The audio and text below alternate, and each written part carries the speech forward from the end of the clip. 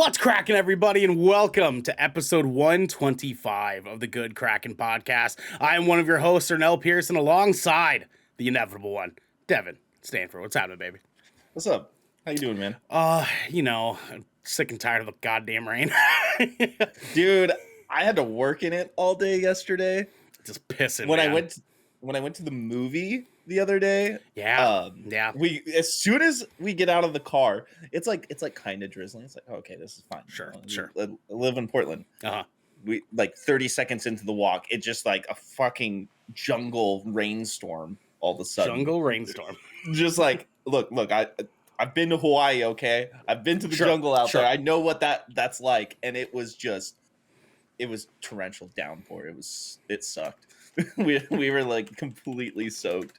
Like my socks were soaked. Like even at the end of the movie, like almost 3 hours later, I felt my hood and my hoodie was still soaked. Dude, it's such fucking bullshit, man. It's June, dude. It's June, man. And listen, like we've been in the Pacific Northwest for some time now. Okay, like we're not necessarily from here, but we've done some living here. I'm from here. You are, but like you've spent a lot of time in other places, though. You know what I mean? So that's more so what here. I mean. So I it's was like born at OHSU. Yeah, but like you lived in California. You know, so you're well traveled. You know what I mean? And so like coming here, it's like sure we're used to it. It's still bullshit. It's like we're used to racism, but that doesn't make things better. You know what I mean? Like, and yes, I definitely might have just compared rain to racism. Jesus Christ. Shark Jr. in chat goes, Devin's soak socks could be a musical number in some sort of emo Broadway show. It's true. It's true. With a very sad Broadway song to pair it with. My socks are wet. You know what I mean? Like Cardboard King. I spent like 2 hours power washing the roof in the rain yesterday. Like hold on. hold on. Racism. Listen, I know that I know that like there's a reason to be power washing a roof. I totally get it. But my brain had a moment where for like 2 seconds I was like, wait, what's the point? Right? Like, yeah, you read that right. I'm glad Jack's on board.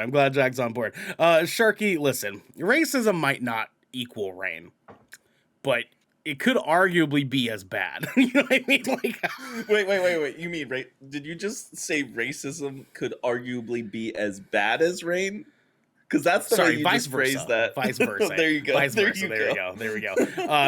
Mike in chats is MCR on Broadway. I mean, like, Devin could use some My Chem on Broadway about your wet socks. You know what I mean? Ghost of You could be about your socks. You never know. Well, I love that song. That song's great. The rarest of Mike's. I hate rain like Anakin hates sand. Does he hate sand? I think he hates fire more than sand. No, I think he says that in like. Yeah, no, it's lava. Yeah. It's lava. Lava, my bad. Yeah. Like, you are brother. You are brother. On the high ground, Anakin. I think he does say he hates sand in one of the movies. Does he? I don't know. One of the prequels. Chat verify if that's canon for us, because I feel like a part of me does kind of remember that. Like it does. It's like in the the front of my foremind. You know what I mean? Episode 2. Okay. All right. There we go. Thank you, Mike. Yeah, Thank you. I appreciate it. I thought. So he hates sand. We hate rain. And chat hates us because today we're talking showing Morbius how to do it correctly, Marvel's Suicide Squad, more freaking dinosaurs, and much, much more, because this is the Good Kraken podcast, your choice for all the nerdy video game and pop media news, reviews, and discussions that you want to hear, live every Tuesday at 7 p.m. and Saturday at 12 p.m. If you're riding this wave, you can head on over to patreon.com/GoodKrakenShow, where you can submit questions and topics to the show, get exclusive post-show content, and have early access to episodes before they go live on podcasts and video services across the digital sea. Yarg. Yarg. But if you've emptied your pockets for the latest and greatest in entertainment, that is totally fine. You can watch us record the show live right here at twitch.tv/good Kraken Show. If you have Amazon Prime, you also have Twitch Prime. And we would love for you to give that to us to help keep us pushing content out for all of you listening or watching at home. Oh boy, we love you guys. We love you guys. But you can also support us by going to our YouTube channel, by clicking that beautiful bell and big red button, or by searching for Good Kraken with an exclamation mark on your favorite podcast service of choice and leaving a review there. Review. Devin! We have ourselves a captain's order, my friend. Guys, please, if you missed it, go check out our live reactions to the 2022 Summer Game Fest. That was on Thursday morning. That was me. That was Garrick. We hung out with you guys for a couple of hours and seen some of the best announcements that they could give us here for summer of gaming so far. And with that said, join us tomorrow. If you're listening to this publicly, then, you know, it's going to be too late. But if you're watching us live right now, just like the rarest of mics and Shark JNR on there, are doing. And the Cardboard King. And Jag, our boy Jag. What's happening, baby? If you're watching live, please join us tomorrow. That's 10 a.m. We are doing a live reaction to the Xbox and Bethesda showcase tomorrow morning. It'll be me and Garrick. Devin, unfortunately, is not able to go because he has to spend some time with his family. That is important. Family is important out here. So we will be here. We'll be hanging out with you guys. It's going to be a good time. Devin, my dude, what kind of coffee cup you got? This is the Portland Winterhawks. Oh, it's the other side. Mug. Okay, I see. Yeah, from 1998 to 1999. I've had this mug for 23 years. A mug for that beautiful mug, you know what I'm saying? I just recently got this Castlevania one like a couple months ago. That's sick. I got it during I know, right? It's fucking dope. I got it during a like a Capcom blowout sale they were doing on their website, and I was like, oh shit. Well, I can't afford the $40 Resident Evil shirt, so I think I'll just get the $10 coffee cup. I want to get some new coffee cups actually. I want to get some cool coffee. I got some cool ones. When you start hitting our age, coffee cups are actually pretty cool. You know what I mean? Look, I drink coffee every day, so I need more coffee cups. There you go. So every time I'm on my third, maybe fourth cup of coffee right now. This is my second coffee cup of today. Same, baby. Let's fucking go. Let's go. Shark means coffee cups. You mean mugs? That's a good point. Yeah, that's a good point. I mean, it's the same thing. It's a cup, right? It's a cup. Yeah. You know, a cup with a handle. Are they? Yeah. I mean, like, does that mean it's a mug? Distinction. A cup is a cup. You know what I mean? Yeah. It's like a car is a car. Like, it's not suddenly not a car just because it then has two doors. You know what I mean? And then like each word, cup and mug, have two different meanings. Like, cup your mug. Devin, would you like to tell the people at home what we have next, my friend? You're melting my brain a lot today. All right. We're going into our next segment, our main news segment, The Helm. Devin, hit the people with our first three stories, my guy. What do we got for them? Well, with our first story of the day, Spider-Man No Way Home Extended Cut is coming to theaters Labor Day weekend. This is coming from Shane Romanchik over at Collider. The re-release was announced in a short humorous video posted on Spider-Man's various social media pages. The video features all three fan favorite Spider-Men giving us a tease of what to expect with new dialogue from Garfield Spider-Man from the finale saying, "We should do this again." Maguire's wall crawler cheerfully agrees with him. This new edition of the film will help celebrate Spider-Man's 60th anniversary and 20 years of the character's cinematic multiverse. The fan cut, like the announcement tease, will feature deleted and extended scenes. How much this cut will add is anyone's guess, but fans are about to get more of what made this film so special. Seeing Holland, Garfield, and Maguire together in costume was an absolute fever dream. 6 months later, it is still hard to believe it happened. The multiverse element to this film somehow managed to add much meaningful heart to this crazy adventure without taking away from Holland's own journey as Spider-Man. So, we saw the re-release of Morbius the other week, and we saw how that went. um, when we get a bad movie that re-releases versus a good movie that re-releases, do you think this is going to be worth it? Is it going to be worth it for people? I feel like people will do it. I feel like they will. That movie was one of the most successful MCU movies ever To to come date, out. yeah, Yeah. period. Yeah. It had like the second biggest opening weekend to Fourth, Endgame. Fourth. Yeah, yeah, fourth. Okay. Yeah, I would not be surprised if this does well. Also, Wait, this might be actually, I a think it was ploy second. to what? I think it was second. Yeah. Continue. I'll look it up. Um I also think that this is kind of a ploy to recover losses from re-releasing Morbius in theaters as well. Oh, it is second. It is second. Lifetime gross Yeah. of $804,768,346. Third place is Black Panther, and fourth place is Infinity War. And first place is Endgame, right? And Endgame. Yeah. Of course. Yeah. Of course. That makes sense. That makes a lot of sense. That's yeah. But yeah, um I I might go do it if I can find the time, you know. But yeah, I mean, like I I'm really interested, right? yeah, and I solely think this is just to recover losses on the Morbid Time release. I really think it is. I don't necessarily know if I believe that it's to cover that entirely, because like Sony's only partially getting royalties for this, but but I do think that it's interesting that we're in this world now where like movies are starting to very comfortably like re-release themselves into theaters for limited times, and Mhm. like I don't know. Like to me, it kind of beats off.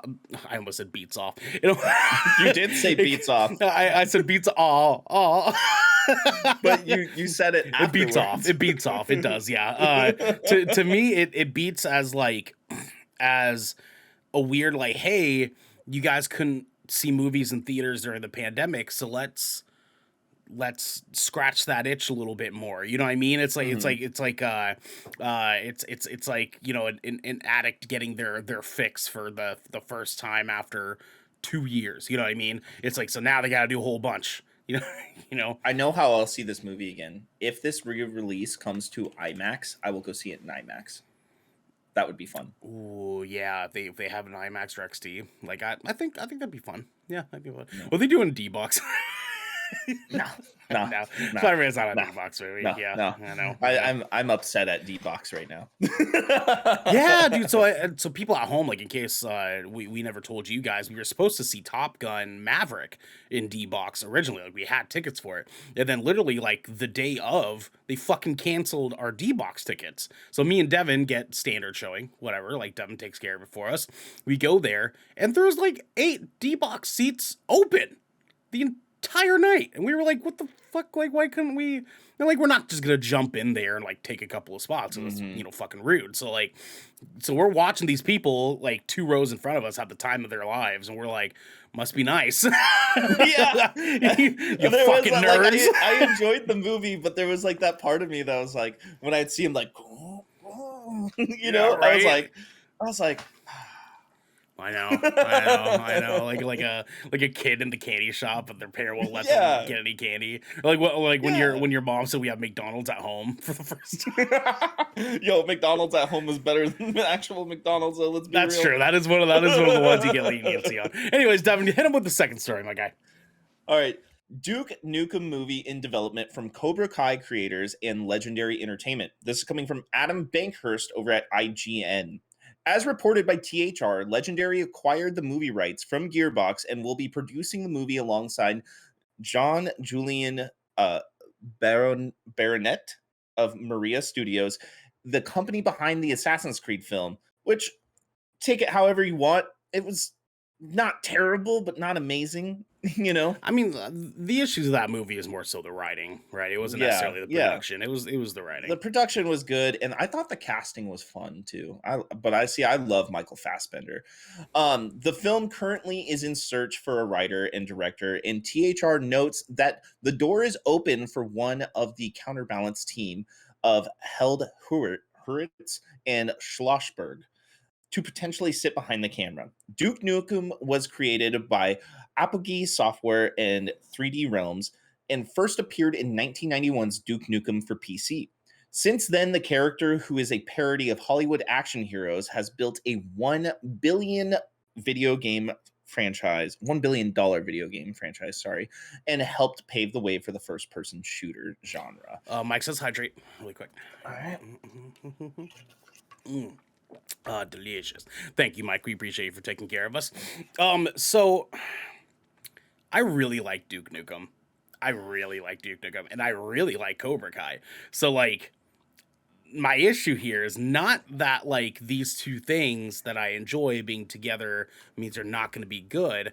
My issue is like coming off of watching Cobra Kai, and we've both watched Cobra Kai. We both loved Cobra Kai for what it is. It's not Duke Nukem, you know what I mean? And so like a part of me is like a little bit hesitant here because I'm like, I want like fucked up Duke Nukem, like fucked up funny Duke Nukem. Well, And, here's like, the thing. I think the guys from Cobra Kai will help with that humor part a lot. Sure. And we know Legendary is going to bring the fucked up. Okay. Fair. All right. I see you. Yeah.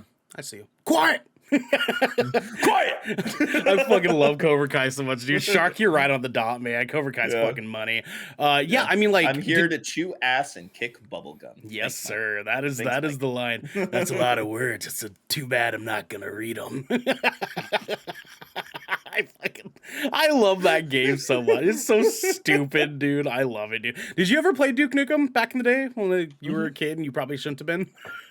Yeah. Well, I was playing that in like Diablo 2 and Doom. Oh, sure. The violence is one thing, but the very first level of Duke Nukem, you're in a strip club. Oh yeah. So it's like we probably shouldn't have been playing that game when we were kids, but you know, it's fine. It's fine. Shark also notes the over the topness of Cobra Kai would fit well in the universe with Legendary's money to go behind it. Honestly, yeah, I can see that. Yeah. They could probably make some pretty cool, like, ridiculous over the top set pieces there, and like Legendary's got the payroll to be able to make some cool things happen. So I'd like to see maybe some animators from like Ready Player One get involved with this. Yeah, I think that would be pretty fun. that would be pretty cool. As well. That would be pretty cool. Yeah. Last question for you before we move on to the next story. Who do you want to play Duke Nukem? Yeah. Look, I Yeah. there's only one answer. I want to see if we're on the same page here. John Cena. John fucking Cena, baby! Let's go! John Cena would make such a good Duke Nukem, dude. I know. I'm not even the biggest fan of him, but if you've watched Peacemaker, he pretty much is Duke Nukem. He pretty much is Duke Nukem, man. Yeah, seriously. I don't know how they'll compensate for the hair, but like John Cena is. Oh my god, he would fucking slay that, dude. Yeah. Or what's the guy who Jean-Claude played Van Damme.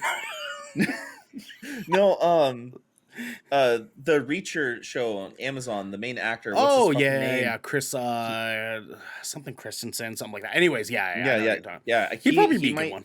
Yeah, he might be a good one because he has the hair for it. You know, and he's fucking hilarious in Blue Mountain State, dude. So like, and he's massive too. Fucking huge, fucking massive. He's cut like twice cheese. Twice the fucking humanoid I am. Yeah, god damn, dude. Like I'm a big man. Yeah. That dude is bigger. Like period. Shark has a counterpoint. Oh yes, Garrick, welcome. Cut like cheese. He came in right at the perfect time, dog. Yeah. Oh my god, Blue Mountain State, what a throwback. Tom Cruise playing the ironic action hero would make the best ironic shit. That would be pretty funny. I need more Tom Cruise in comedy roles, to be honest with you. Oh my! Like, what the last Tropic Thunder? Yeah, dude. Do me a favor. Bend over and fuck your own face. So fucking funny, dude. Devin, God. hit us with our next story, my guy. What do we got? Well, we got some exciting news for y'all. Marvel's Thunderbolts movie adds Jake Schreier as director. Yes, you read that.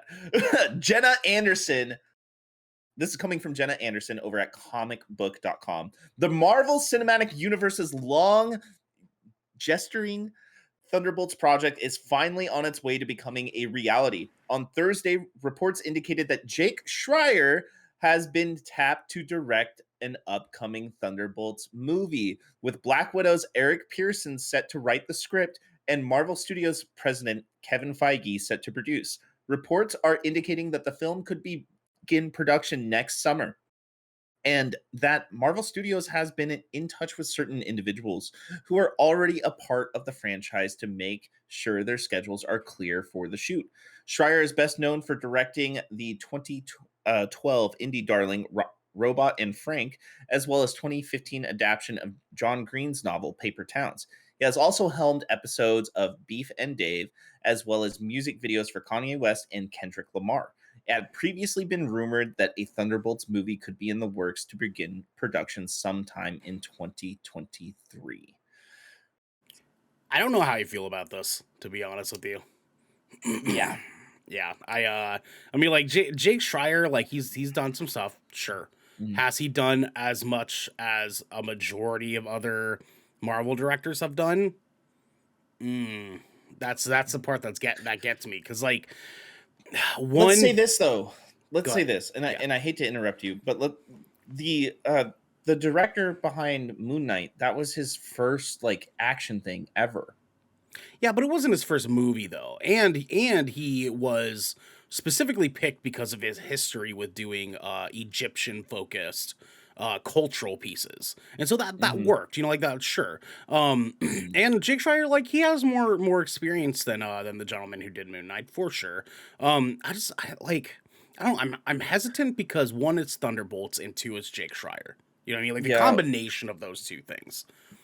'Cause it may seem like that, but what if in hindsight, what if he's actually a big Thunderbolts fan and a Marvel fan? Mhm. And I will give credit to the production behind Marvel because they're actually really good at casting and picking people for certain roles. They are. Granted, not every movie or episode of a show is like phenomenal, but it usually has like a reason to be there still, Right. you know. Sure. Sure. Um I'm pretty confident, especially with Kevin Feige producing it. Yeah. I'm pretty confident they're making some decisions for some very certain reasons that we don't know about.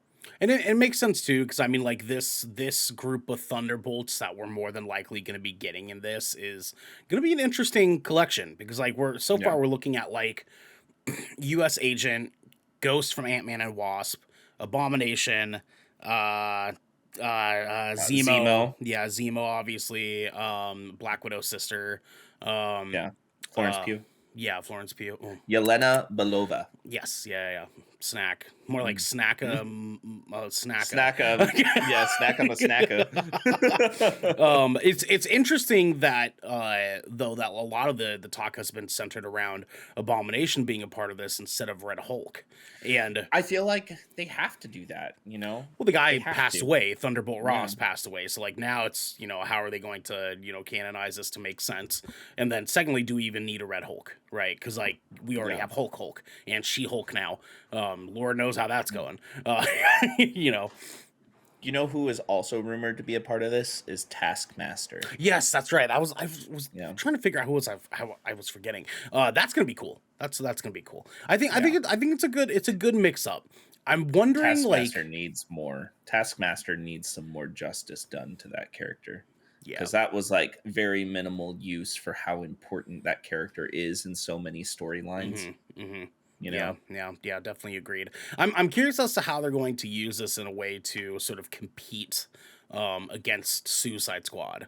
And how that sort of like reflects as Marvel's version of that, and I don't Hmm. say that as in like it's supposed to be a direct like reflection of that, but the audience is going to take it that way, Yeah, and so I'm yeah. curious on how they're going to play around with that a whole lot. But yeah, I You don't know. know, you know who I wish was directing this?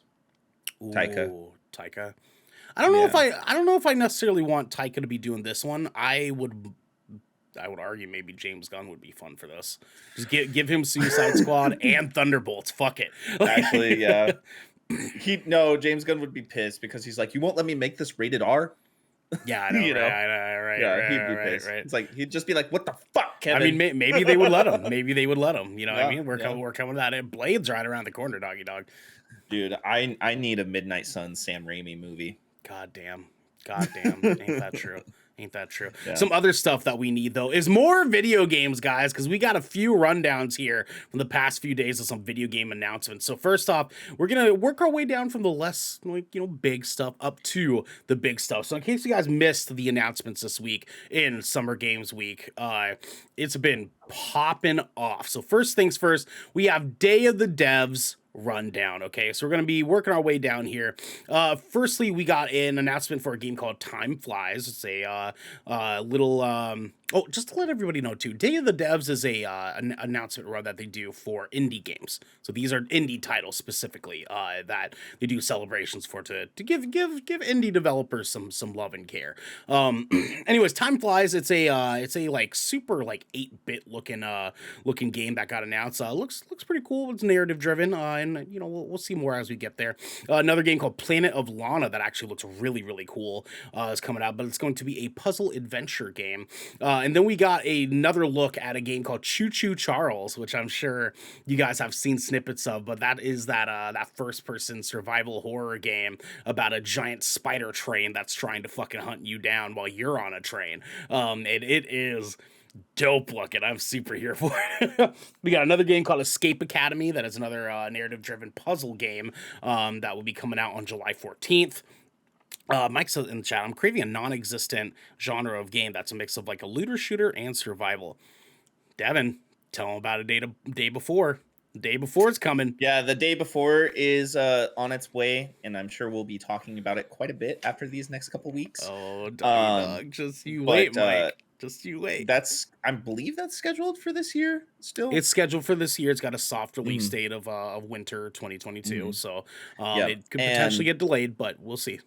Yeah, you just got to know everything's going to get delayed right now. People are still working from home. Anyways, this game is essentially like The Division meets The Last of Us meets DayZ, all combined into one. It's got very similar gameplay to The Division in sense of like your movement, your fighting, stuff like that.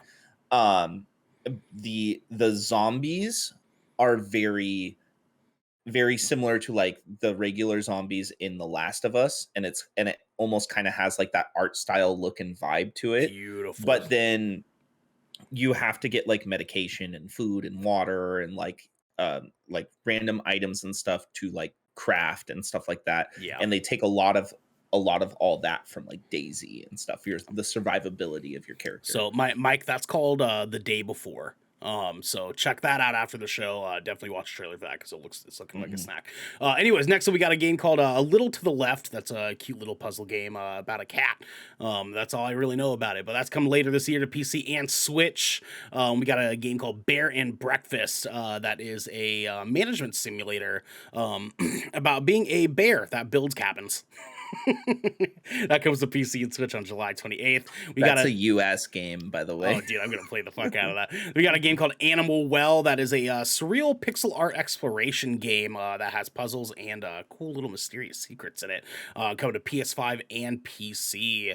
Don't have a date on that yet, though. We got another game called Naiad. That is a minimalist exploration adventure game where you're playing as a water nymph swimming in a mysterious river. That's coming to PC and consoles by the end of this year. We got Roots of Pacha, which is a game that's sort of similar to Stardew Valley, as being a village builder and management game, building up a whole town that's surrounded by a little like tree. That's pretty cute. That's gonna be coming to PC this year. And then we got Desta, The Memories Between. That is a roguelike turn-based tactics game with some sports gameplay mixed into it. Lots of really cool things coming out of that one. The art style is really cool. But it's a puzzle game, and that is does not have a date yet. We got a game called Shim, which I think is what it's pronounced by as. But you're playing as a little shadow creature in this little like 16-bit isometric sort of setting there, and that's kind of what they gave it. It's a little bit like a children's game. It's kind of what they were marketing it as. But that is coming to Switch, PS4, PS5, Xbox, and PC when it comes. And then we got a cool game called Asobu, which is a 3D action adventure that is sort of reminiscent of Limbo, but the art style in that is actually pretty damn cool as well. No date on that one. We got another game called Goodbye World. That is an adventure game with only 2 indie creators that got announced, and with similarities by Ghost World, Beginner's Guide, and Mother 3 with pixel art in the resolution. But that's going to be coming to PC later this year. We got another game called Birth that looked like a really cool point-and-click puzzle game that with some creepy artwork that is exploring different settings and so on and so forth. That's coming to PC this fall. And then How to Say Goodbye is a narrative puzzle game helping a group of ghosts discover who they are and why they're lingering in the world after death. Big old puzzle game, some isometric sort of like tactical squares there. That's coming to PC and mobile this year. And then we got Little Nemo and the Guardians of Slumberland. That looked like a cute ass game. This is the final game that got shown for this, and it was a musical game. Another little cool musical games that are coming out here. But it's Kickstarter. It started on June 9th. Go check that out if you want to support a good indie game to be coming out there. Anyways, that runs it for the Day the Devs rundown. But next we have the Devolver Digital, and there's 4 on this list here for you guys. So first off, we have a game called Angerfoot. That was originally, yeah, I know, right? It was originally an itch.io game that expanded as it came out, but is a FPS in which you use quote unquote the world's deadliest feat. But you have a little like different animal costumes and skins and shit you can do, and you're playing in gangs that are buying new shoes and using them to battle each other. No date on that one. Then we got another look at Cult of the Lamb with a release date of August 11th. If you have not checked out Cult of the Lamb yet, definitely check that game out. It looks super fucking sick. That is coming for PC, Switch, PS5, PS4, Xbox Series X and S, and Xbox One on August 11th. But a demo is now available on Steam. And then we got another one for a game called Skate Story. Is fucking beautiful, Devin. If you did not see the trailer for this goddamn game, it is stunning. It is fucking stunning. Actually, the next this game and another game. So you are playing as a humanoid in a different dimension, and this humanoid person is a low poly creature made out of glass that's traveling through the underworld via skateboard. And this is dope. But it is a one of those games where like if you mess up, you die and you have to start the level over. So you have to be very, very careful because your guy's made of glass and he is skateboarding. So watch yourselves. This is my shit. Yep, dude. I knew you're gonna fucking rock with this game, dude. Shit. I'm telling you, man. Oh, I'm gonna get this. Uh-huh. And the music they're doing is so good. I'm telling you, man. Yes. And then lastly, we have another trailer you got to look up, Devin, and you guys at home need to check it out too. A game called The Plucky Squire got announced from Devolver Digital, and this game is blowing up on social medias. This game looks fucking gorgeous. It is a combination of top-down 2D, hand-drawn, and 16-bit game, all compiled into one adventure about a little guy called A Plucky Squire. That's coming 2023 for PC, Switch, PS5, and Xbox Series X and S. You saw it, right? You saw people tweeting about it. Yeah, I've seen this before. Yeah. Well, even before that, I think like I saw something about this game like a year or two ago, and I was interested in it because I love like Paper Mario and shit like that. Dude, you know, so like this is right up my alley. Well, it's even more than just that. It starts out in like a Paper Mario sort of thing, but then you're traveling in this 3D world. Oh yeah, I just got to that part. You start traveling into this bedroom, and you're going through multiple different settings that are different types of games. Like there's a part where you're actually playing a Punch Out, but this looks like it could be my game of the year, dude. Dude, honestly, I saw it, I was like, holy shit, this game's gonna go off. Wait, is it co-op? I think it might be. I think it might be, dude. Oh, Like, dude, Devolver is out here doing the motherfucking thing, my guy. Anyways, before we continue sucking the dick of Devolver Digital, which you guys need to play some more Devolver Digital games, I'll tell you what. I'll tell you what. We got our official Summer Games Fest rundown here. So I'm just gonna beat through beat, just like usual here. We got some cool stuff. With that said, the first announcement that we got was a look at Aliens Dark Descent. Got a massive cinematic trailer for that looked really, really fucking dope. Not sure exactly what the gameplay is going to be like, but we got more xenomorphs, baby. And in case you guys did watch it and you did get a chance to see Summer Game Fest, 2022 and 2023 are going to be years of sci-fi horror, my guy, because we got like 9 different like space horror games announced or shown at this goddamn thing, and it is weird. We're in this weird era right now. All about it. All about it, because like I love sci-fi just in general. The Dead Space games are some of my favorite games to ever come out. Yeah. Like it's right up my alley. So Aliens Dark Descent looked, they did show quick snippets of gameplay. It looks like a third-person isometric perspective version of that last Alien game that came out. Was it like Marines or whatever the fuck it was? Oh, Colonial Marines? Yeah, or like Fireteam Marines. It looked like a better version of that game. So hang tight. We'll more than likely be playing that because it looked cool. And then we got an official gameplay footage run of the Callisto Protocol, showing all sorts of insane fucking gore, showing us somehow the weapons work, showing us like how the health bar on the back of his neck is, just like in Dead Space, some of the suits, some of the creatures. It was a really, really cool look. The game looks goddamn beautiful. Cannot wait for that to come out. That is coming December 2nd of this year to consoles and PC. And then we got to look at a return to Flashback, the first sequel of that series in 30 years, bringing back the original 2D puzzle platformer from 1992. That is very, if you were a Flashback fan, definitely go check out this trailer for Flashback 2. That's coming to PlayStation and Xbox consoles as well as PC this winter, and then it's going to Switch in 2023.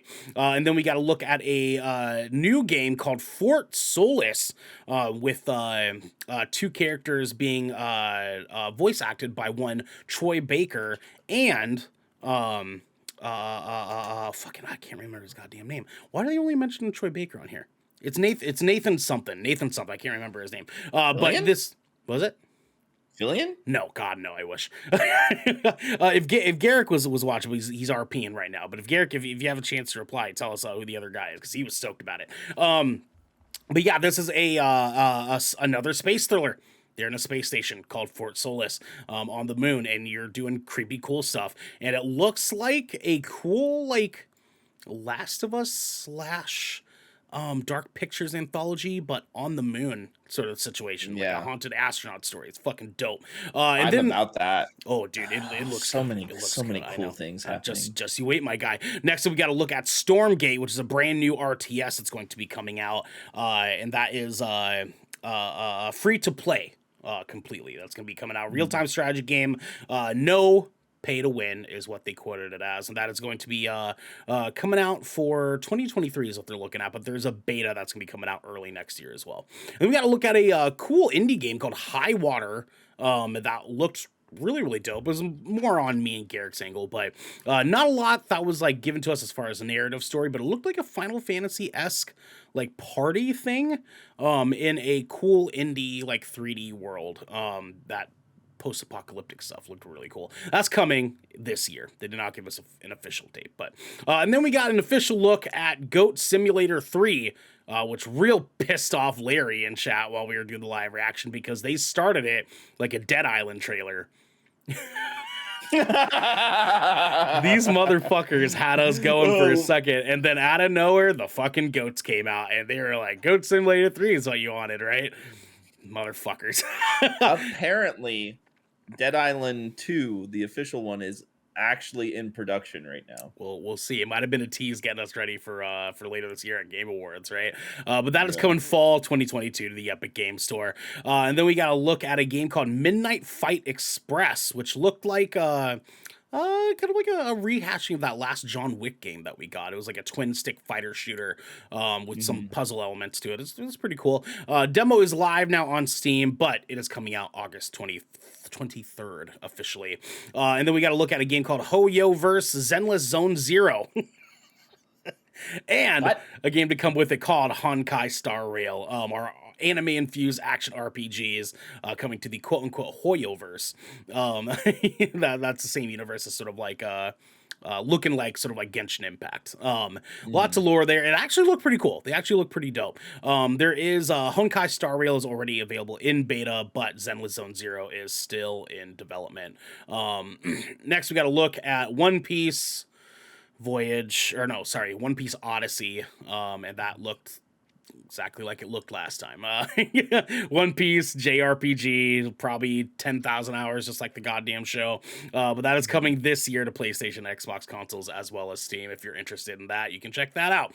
But then we got a very cool look at the sequel to Layers of Fear, called Layers of Fears. It's plural now, my friends. That is coming from Bloober Team's Layers of Fear sequel. The psychedelic horror chronicle features a lot of screaming about misery, suffering, sadness, guilt, fear, and hatred. All the things we love about Layers of Fear. It looked like a really dope fucking trailer for that game. It's looking very, very pretty. It is being built on Unreal 5, the new Unreal. And that is coming to PS5, Xbox Series S and X, and PC early 2023. And then we got finally another look coming back a little bit to Witchfire, which we haven't seen in a few years actually. This game looks so sick. 2017, my friend, is the last time we heard about this. That game looks fucking dope. That's coming to PC. Go ahead. I was gonna say this is like my kind of game too. This is like, just get ready for the next one, my friend. Get ready for the next one. That's coming to PC or coming to PC as an Epic Game Store exclusive to start out, and then we're going from there. Next, we had another sci-fi horror game look at a game called Routine, which was originally actually announced back in 2012, and now we're getting a new re-reveal trailer. I guess they finally came back to it. Very, very heavy Dead Space vibes, but this time it actually looks... It's first person and looks actually fucking horrifying because you're fighting these weird alien robot things that look disgusting. Hoo boy. But that's coming to PC and Xbox consoles, and it had a label with Game Pass on it, so we'll probably be getting that day and date on Game Pass. I'll tell you what, you're gonna want to skip to halfway through because it's a pretty empty trailer there. But next we got to look at a game called American Arcadia, which was a super one that we popped off for, me and Garrick. But that is a third person sort of like Limbo copy again. It is a puzzle platformer.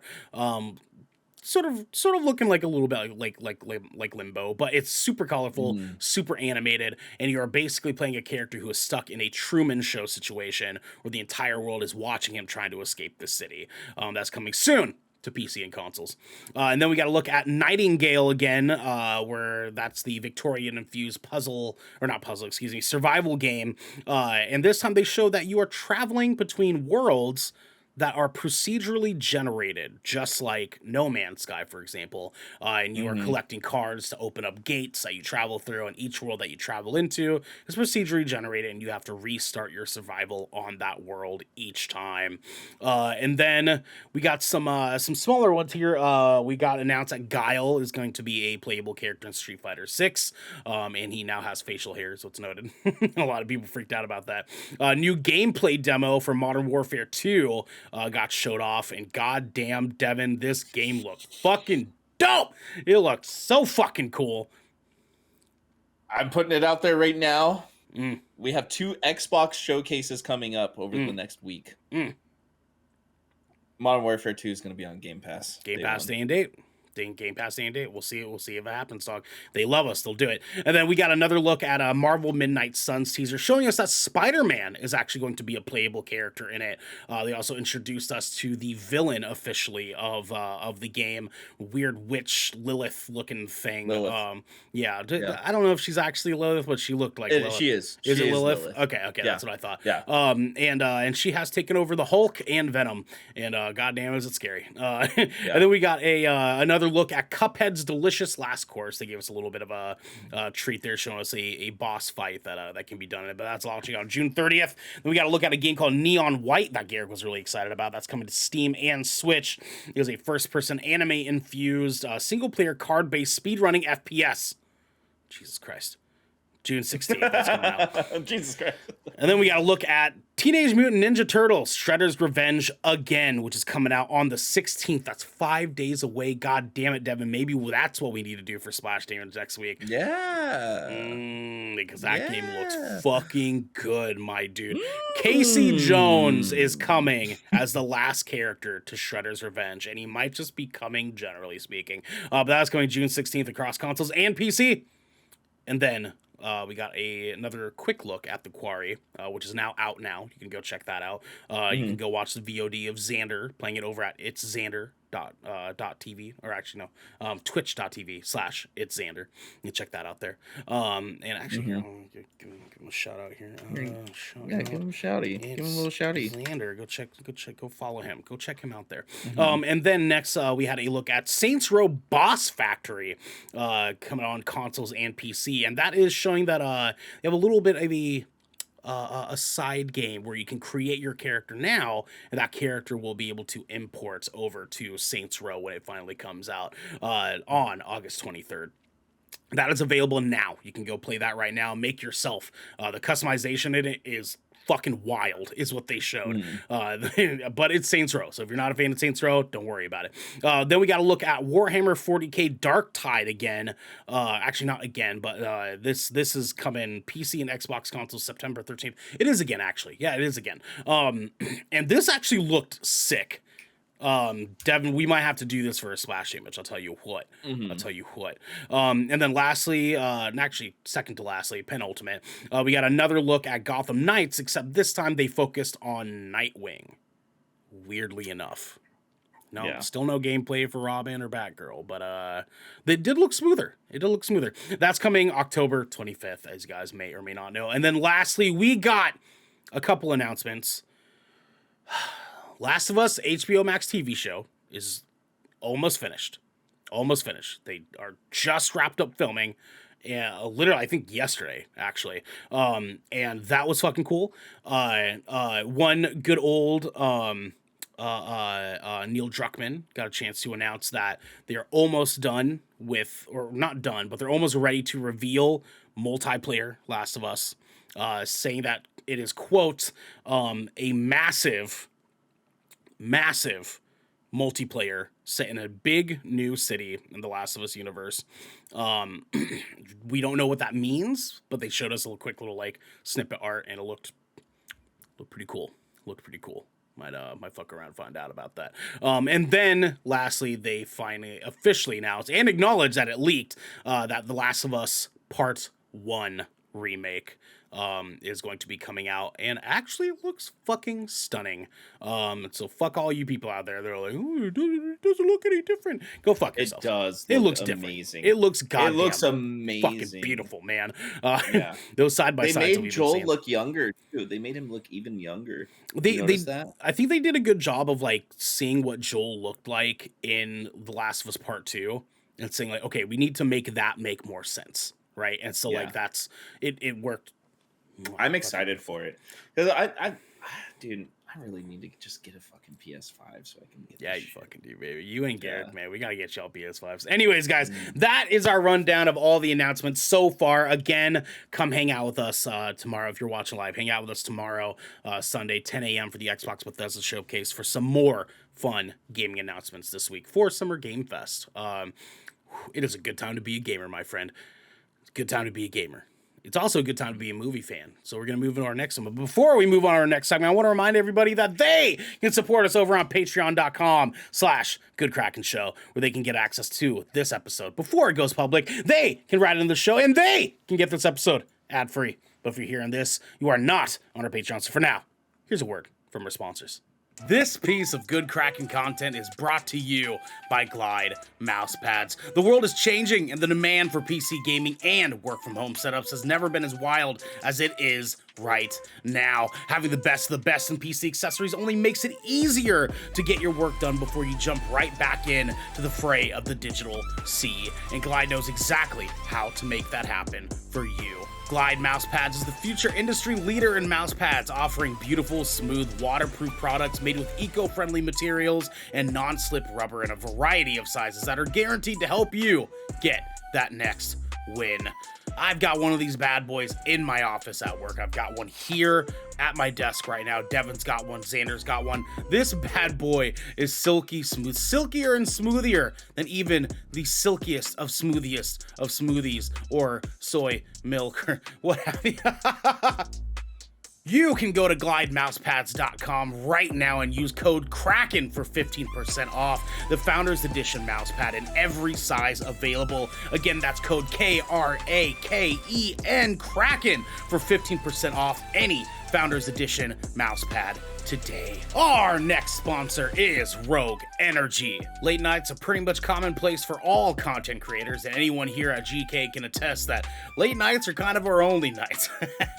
Luckily for us, though, Rogue has figured out exactly how to give those late nights and even earlier mornings the supercharge that we all need. Rogue Energy is a low-calorie, no-sugar energy formula that is the perfect alternative to sugar-filled canned energy drinks and sodas. Every formula Rogue Energy produces is designed with optimal levels of high-quality ingredients and no chalky textures. Again, we don't want that. We don't want that.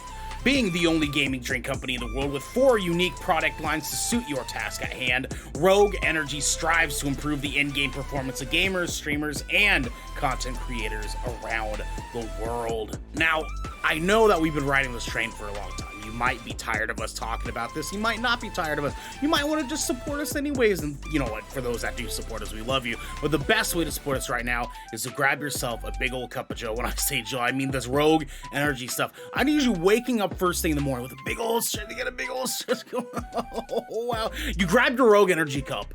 Okay, you dip that you just scoop that bad boy right on there. You get that bad boy shaky dakey, you know what I'm saying? And then you're out the dang door, okay? You need this beverage in your life. I cannot express that enough. You can head on over to rogueenergy.com and use code GKRAKEN for 10% off any purchase of shaker or formula tub of your choosing. That's GKRAKEN for 10% off any shaker or formula tub that you would like. Now, back to the episode. Welcome back, everybody. What an ad read, man. I'll tell you what. God damn. Devin, how you doing, dog? How you doing? You feeling good? Doing good. You feeling Yeah, lit? I'm feeling You great. ready to talk about some shit? You ready to talk about some shit? I haven't really talked. I got a We're lot of shit to talk. ready to talk. We'll talk some I got shit, a lot my of God. shit I'll to tell you talk. what. Don't tell the people what we got next for the peeps. Yo, y'all need to protect your neck because it's time to be at the gallows. Check your neck. I gotta like an echo. Fun on there, fact: something. that splash is a recording of Ernell taking a dump.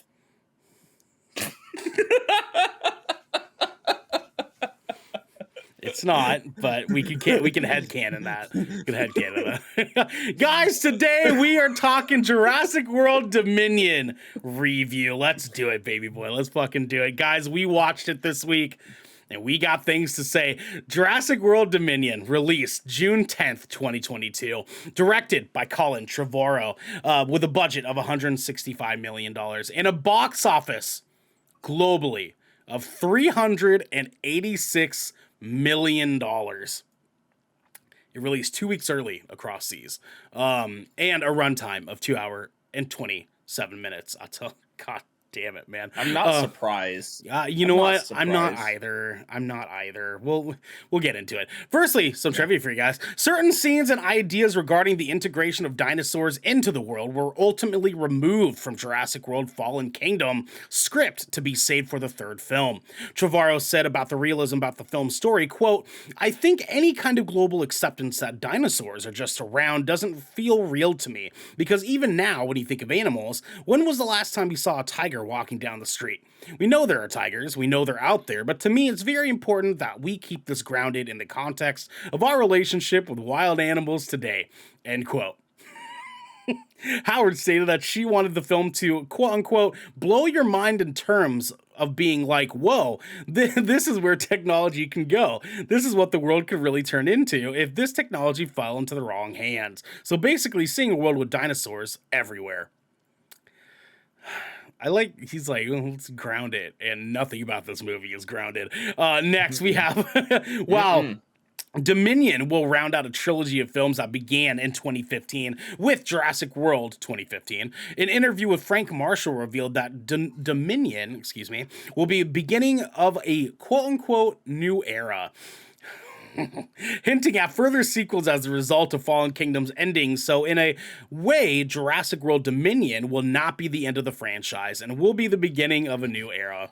In 2022, Jurassic World Dominion is supposed to be the quote-unquote epic conclusion of the Jurassic era, and it concludes the second film trilogy and the storyline that began in the original trilogy, although Marshall has not ruled out the possibility of future films.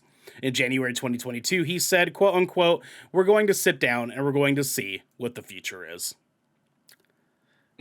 We'll get there. They use practical effects and sets and environments whenever possible. According to Colin Trevorrow, quote, so if you're going to see something that was, I'll say enhanced in a computer or animated, it's only because we couldn't do it any other way. And to me, that's part of the legacy of the franchise. It's also just my own interest as a filmmaker and my desire to get in there with robots that look like dinosaurs. The coolest thing ever. And I love that over this time, we finally have had the resources to be able to have a full-size God, I can't remember how Giganotosaurus. There you go. Out chomping people. I mean, like, yeah, you could tell. Like, there was some pretty cool practical effects stuff in this. I will give them that much. Next, Jurassic World director Colin Trevorrow directed this third film after parting with Star Wars Episode 9 over quote-unquote creative differences. I have something to say about that. I saw a lot of the leaked stuff of the original script and storyboard that they were going to do. Like, I saw the whole leaked storyboard of the original Episode 9. God damn, that movie would have been so much better. It would have been so much goddamn better. It would have been so much better. God damn it, man. Released 1 year before 2023 would have been exactly 30 years since Jurassic Park, the original, first came out. This movie almost was exactly 30 years after. Almost. Yeah, almost. Well, actually, almost to the week. It was actually to the week, too, because the original came out June 11th, 1993. This came out, just literally couple days before. So very, very interesting. Devin, what were your thoughts of Jurassic World Dominion? So, nostalgia. Sure. Lots of nostalgia overload. Sure. Lots of Easter eggs and callbacks, especially to the first two movies.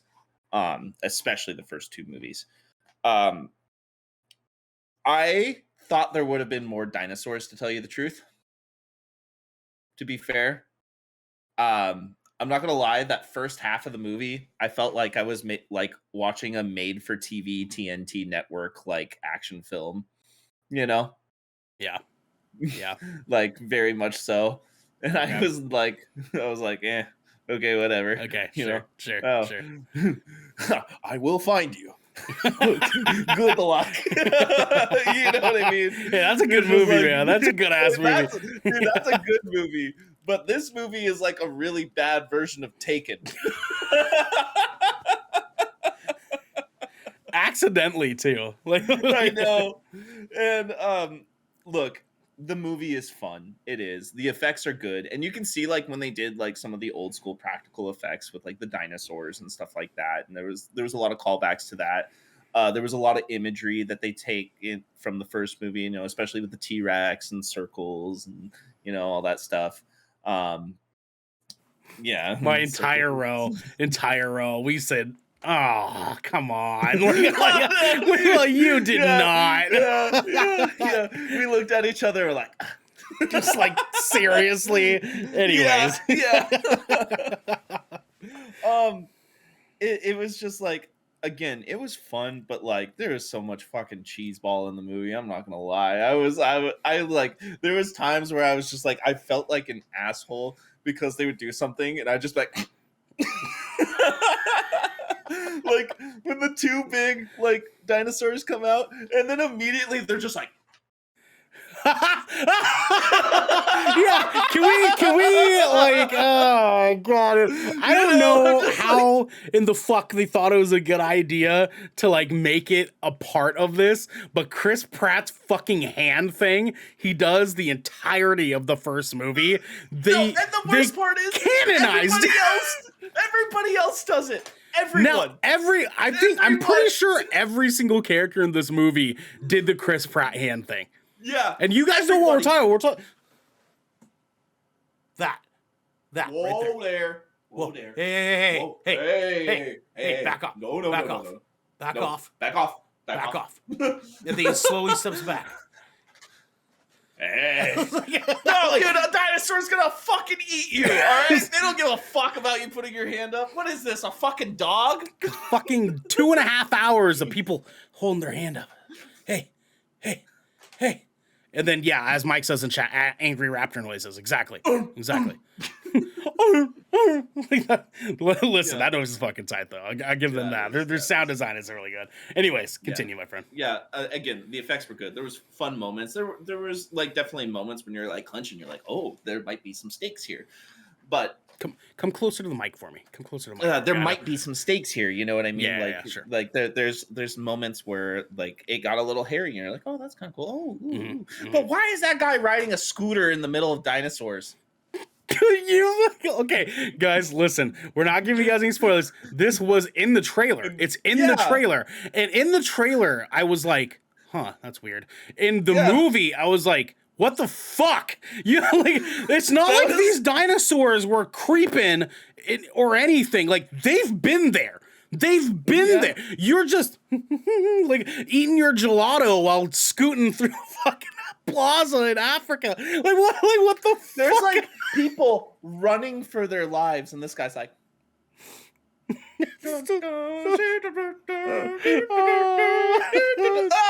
know what I mean? Dude, anyways, go on.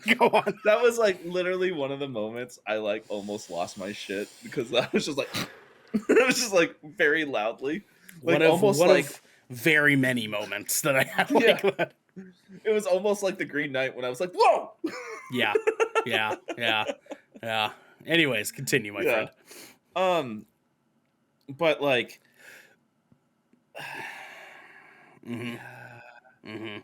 that's kind of like how I feel about the movie, if I'm gonna be honest. Just Sure. Is it worth seeing in theaters? If you like dinosaurs and you like, you know, big movie like effects and like things happening, yeah, it kind of is. If you like a movie that things happen in it, sure. Yeah, kind of is. You know, it is solely for like the effects and sequences of the movie. You know. Yeah. Sure. Also, if you don't care about laughing at the cheese ball, then you know, go for it. Yeah. You know. All but right. like, I wasn't too stoked on the movie to like the plot was probably like one of the weakest plots out of every single Jurassic Park movie that I've ever seen. I'm gonna say it. I still love Jurassic Park 3. That movie ruled. Fucking good movie. I loved it. Yep. I loved it. Even 4 was not too bad. Mike, did you guys see the Northman? Okay, I love you. We're not going to spend time. We're not going to spend time talking about other movies. Okay, we got to do our content. But I have watched it and I fucking hate it. Anyways, we'll talk about it later. And I haven't seen it even yet. Yeah, but like, dude, I'm struggling with a rating for this movie. We'll get there. We'll get there. Yeah, we'll get there. Take some time to think on it, okay? Because I fucking hate this movie. I fucking hate this goddamn movie, man. I'm so disappointed, Devin.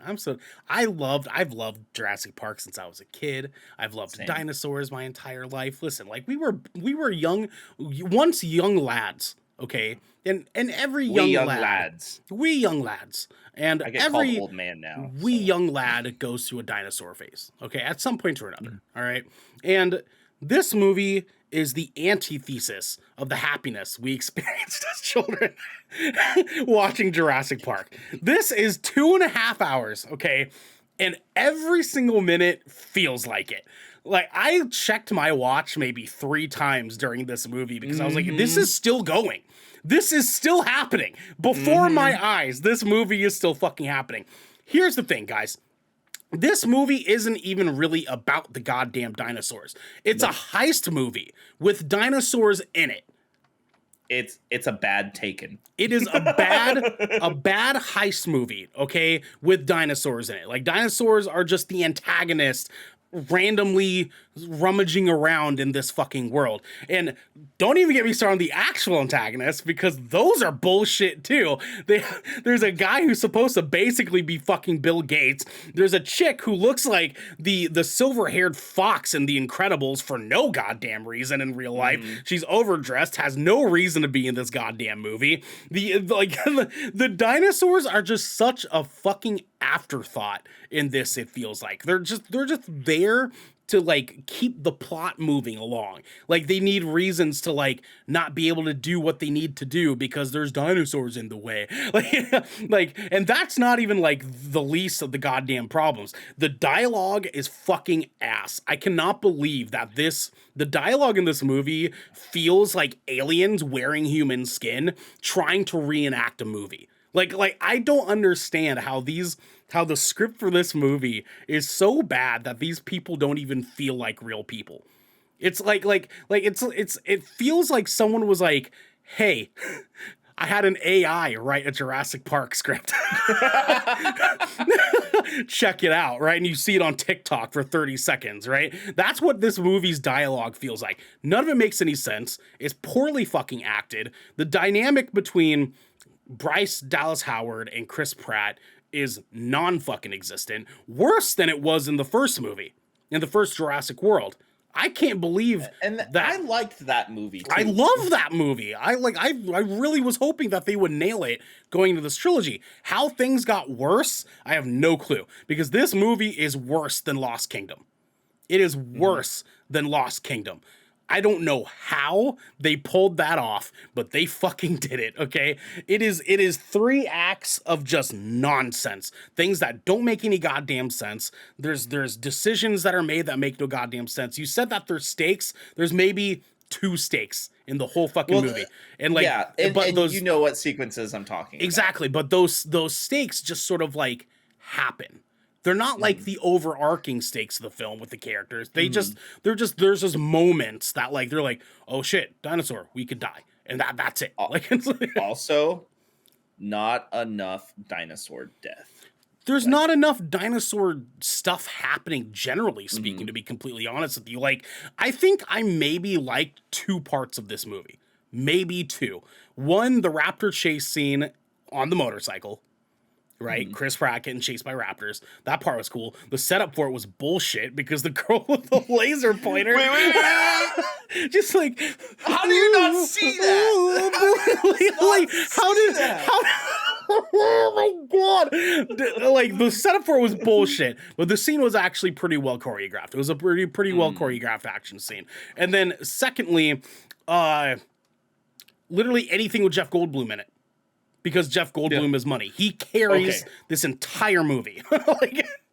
He had a great part in the movie. He had a great part. Because it's Jeff Goldblum. I can't say what it is because it's total spoiler, but you know exactly what I'm talking about. He fucking nailed it, dude. Like Jeff Goldblum is just, he's wonderful. He's a wonderful fucking actor. And like, he kills it every single time because he just gets to be Jeff Goldblum. Daddy Goldblum. And we know what that means for us, right? So going into this, I was like, oh, he's gonna be money. Okay. I just really hope that everything else in this movie would be money too. Like, this movie's 2.5 hours of things that are almost good. And that's what bums me out, because it's so almost good, it falls so deeply into this cesspool of just like, oh, well, we're not going to commit there. We're not going to commit there. We're not going to commit to that. And so it's like 8 different fucking plot points happening at the same time for no reason. Like the locust thing could have been one of the coolest fucking concepts if they would have just leaned into it. It was a good idea. If that would have been the antagonist, because then things could have made some fun. Oh, these locusts are eating all the humans and dinosaurs, right? Like that would have been fucking cool. Instead, we get this thing where like, we need to break into Biosyn because we think that they did this and we need evidence. What evidence do you need? The only thing they're eating is stuff that's not Biosyn. This cannot be any more fucking obvious, dude. I don't know. Guys, listen, I might be a little extra salty about this because I was in this movie theater until 1:15 in the goddamn morning for this fucking movie last night, okay? Because there were like 30 minutes of goddamn trailers in the beginning. Trailers are getting longer. I don't fucking know why. No, it's not even that. It's like half the trailers are actually commercials you used to see on fucking cable TV. Yeah, exactly. And then once the movie started, I was like, wow, this is a terrible way to start this movie. The fucking montage, like, news thing. I can't, dude. I can't. Wait, is that Brenda's song, too? That was like... Yeah, exactly, right? I was like, what the fuck? Like, and so, like, as the movie goes on, it just the accumulation of things that just aren't making fucking sense in this movie. Everything's so cheesy, so overdone, so ridiculous, and it leaves no room for you to be able to just suspend disbelief. Which is something we talk about a lot here, right? It's like when there's something that's fictional, like Fast and the Furious, for example, right? We know what we're going into when we see those. So we can suspend some disbelief and say, hey, this movie was ridiculous and dumb and over the top, but I still enjoyed it. There's still fun things that happen in terrible movies like Fast and the Furious, right? There's still nothing really fun in this.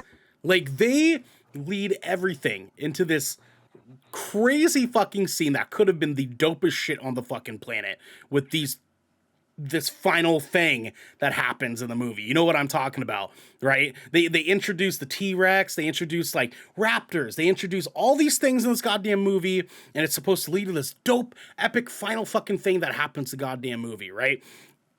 Instead, they let it happen for 5 minutes and we get nothing out of it.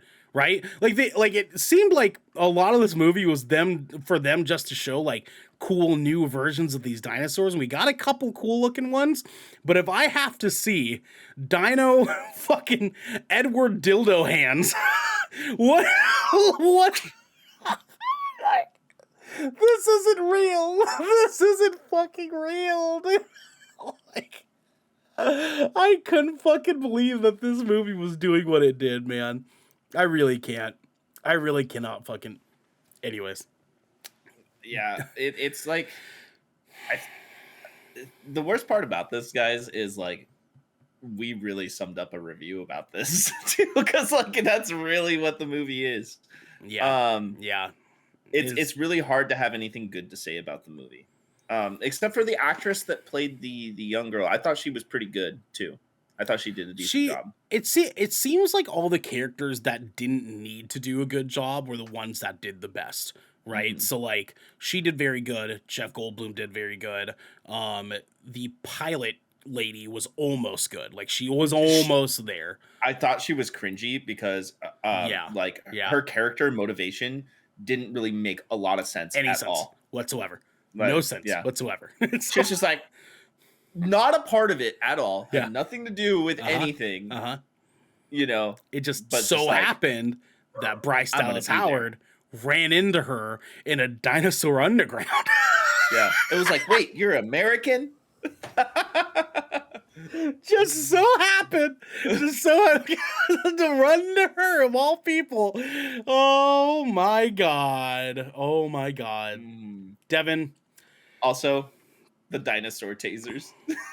Oh, Jesus Christ. Jesus fucking Christ. Oh my god. You're not supposed to hit humans with that. She's trying to fucking shoot. Like, shut the fuck up. So, as you guys can tell, there's not a lot of good things we can say about this movie. It does a couple of things that are kind of cool. It lacks so much heart and soul that Jurassic Park movies should have, and it just isn't there. Like, this is the hollow shell of what should have been the end game of Jurassic Park movies. Because you guys saw in the fucking trailers, all the original like characters from the first movie, the main three, are in this movie. They're in this movie, along with Chris Pratt and Dallas Howard and Maisie. I can't remember the actress's name. Like, they're all in this together. We get a lot of nostalgia, a lot of cool things that are supposed to be happening in this. And again, it's just a collection. It's 2.5 hours of almost cool stuff happening. And it's so goddamn disappointing. Mike says the trailers look dope, but I'm sad that it flopped. It's just like, even like, listen, okay, we understand that there's room for nostalgia in this movie, but like, even as nostalgic Jurassic Park fans, again, we've all been young wee lads with dinosaur faces at some point or another. This should have fucking slapped. This should, on paper, should have fucking slapped. Everything was lined up beautifully in this goddamn movie, okay? And the original three from Jurassic Park, we have merging with the new characters in a world where dinosaurs are attacking everything. They're just living out in the world, and we have to commune with the dinosaurs with a greater threat that's happening around. Literally, on paper, this should have been fucking money. This would have been goddamn gold. They did make money. They did make money for whatever goddamn reason. They made money. All right, are you ready, Devin? Should people see this in theaters? And what is your score? Only see this movie if you really just want to see dinosaurs. Because like, you're gonna have to really want to see dinosaurs to see this movie, because you have to feel that deprived to see this movie. Yeah, I'm gonna give this movie the lowest rating I've ever given on this show. A 4. God damn. God damn, my dude. Yeah, man. Guys, you do not need to see this in theaters. You do not need to see this in theaters. There's nothing in it that can justify the spectacle. Moments that should have been like, oh, you want to see this on a big screen, no. Like, even those moments are not enough to justify to me for you to go spend the extra money to go see this in theaters. You wait until you can rent it on Amazon Prime or some shit, okay? Or watch it for free. Yeah, seriously, dude. Like, this is the most like, oh, it's on ass movie I think we've seen in a really long time, dude. Like, I think my struggle that I've had with this is, do I like this better or worse than Morbius? Right? That's been my struggle. Because if you guys remember, I gave Morbius a 6. Okay? Because that movie was fucking ridiculous. It did some shit that was kind of cool, but it was ridiculous. Okay? It had a lot of shit that had some fucking problems in it, okay? Guys. Ladies and gents, okay? Jurassic World Dominion is getting a fucking 4 from me as well. I liked this movie way less than I liked fucking Morbius, man. And here's the thing. This is a 4 out of 10, everybody. Yes. This is not a 5. Not a 5-point scale. This is straight up a 10-point scale. I liked this movie less than I liked Morbius, okay? I liked this movie less than I liked Army of the Dead. Like there's redeeming qualities in Morbius. There's some dope fucking animation stuff in there. There's some dope like side character dialogue. Like Jared Leto's Jared Leto, fine, fucking whatever. But the final fight scene in Morbius is fucking sick. But if I have to see this one more goddamn time, I'm gonna blow my fucking I can't, dude. This movie is just so disheartening in every single goddamn way. And with that said, guys, it is official. Jurassic World Dominion gets a 4 out of 10 from GK. The lowest rating we've given anything so far as GK. Devin, how's it feel? It feels warranted. Feels good. Feels like justice. Yeah. Yeah. Well, you know what? I'm glad we did it though. We gotta have one thing that we're like ugh about at some point or another with GK. You know what I mean? But I don't know if the next weekend review though. Speaking of which, guys, let's talk about our schedule next week. On Tuesday, we have another Good Kraken podcast. We're talking our favorite announcements from summer gaming so far.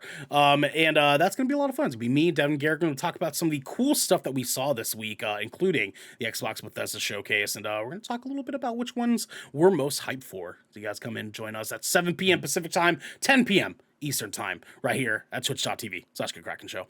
Mike says a bad movie is just a bad movie, regardless of franchise. 100%. Unfortunately, man. Unfortunately. Yeah. And then next Wednesday, we have Vermilion Voyages. That's with Garrick B. Eaton over here hanging out with us. Bartholomew. Garrick Bartholomew Eaton the second. He's going to be playing Deep Rock Galactic with our homeboy, Hood Ramsey, a.k.a. Josh. He's going to be doing that. That's going to be a lot of fun. Come in, hang out with us for that. Deep Rock Galactic is a really fun indie game. You guys need to check that out sometime. And then next Thursday, we have a live recording for our patrons of the Shipwreck Show. It's the usual bullshit. Come in, hang out with us. If you're a part of our Patreon, check out our Patreon. Watch that show live. Otherwise, you have to wait until the following Sunday to listen to that bad boy. But yes, hit them with our Patreon, baby boy. Guys, go check that out. Shipwreck Show is always a fun time. And then next Friday, for now, we're saying no splash damage. But we might do Teenage Mutant Ninja Turtles because that beat 'em up game looks so much fun. We'll talk to Garrick. We'll see what we can get going on. So hang tight for that. We'll have that announced for you guys in our Discord. You'll be on our social platforms. Hang tight, guys. We might be playing some Ninja Turtles next Friday. Speaking of which. So you can use social command. All right, there you go. Griff is happy today. He's happy today. And there you go, Discord as well. And guys, finally, next Saturday we are doing another Good Kraken podcast. That is going to be Lightyear in review. That's goddamn Lightyear review, baby. We're here for it. We got a fun show there. I'm really excited about this movie, man. I'm really excited. It looks really good. It looks really, really good. I'm fucking stoked, dude. And Chris Evans, man. Chris Evans. Yep. Killing everything. He's going to slay in that new movie, The Gray Man. I'm excited for that. Oh, I can't wait for that. Netflix? Yeah. You know what I'm saying? Yeah. Chris Hemsworth was no, that's Jake Gyllenhaal. It's Jake Gyllenhaal. No, it's not Jake Gyllenhaal. It's oh my god, why am I forgetting? I thought it was Jake Gyllenhaal. Ryan Gosling. That's the other Jake Gyllenhaal. No, he's a better Jake Gyllenhaal. He is a better Jake Gyllenhaal. You're 100% correct. He is. He really, really is. Yeah. So guys, please come hang out with us. And also, let us know what your thoughts are of Jurassic World Dominion. Comment them below. Let us know on Twitter. Let us know on our Discord. We want to hear from you. We want to hear if you guys give it a 4 out of 10 as well. We want to hear from you about like some parts that you might have thought were redeeming in this movie. Because there's a couple moments that are like, oh, okay. You know, you know what I mean? But You're talking about these moments? Whoa. Blue. Back off, Blue. Back off. I'm going to get her back. Yep. And then she's gone for 2/3 of the movie. Guys, this has been the Good Kraken Podcast. Your choice for all the nerdy video game and pop media news, reviews, and discussions that you wanted to hear. Live every Tuesday at 7 p.m. and Saturday at 12 p.m. right here at twitch.tv/GoodKrakenShow. If you enjoyed the show, you can head on over to patreon.com/GoodKrakenShow, where you can submit questions and topics of the show, get exclusive post-show content, and have early access to episodes before they go live on podcasts and video services across the digital sea. Yarg. You can also support us by going to our YouTube channel by clicking that beautiful bell and big red button, or by subscribing to our podcast channel by searching Good Kraken with an exclamation mark and leaving a review there. Mike, Northman isn't necessarily the worst movie on the planet. It's just violent to be violent. There's not really any plot. It's just a revenge story. Okay, that's my thoughts. That's all I'm gonna give you. It's Assassin's Creed Valhalla. It is kinda. It's just murder. It's just murder. If you want 300 but Vikings, that's what you're going to get. Which means Ernell's gonna watch it 300 times by the end of the year. God, no, I'm never doing that again to myself. Good God. But until next time, my friends, be good to each other.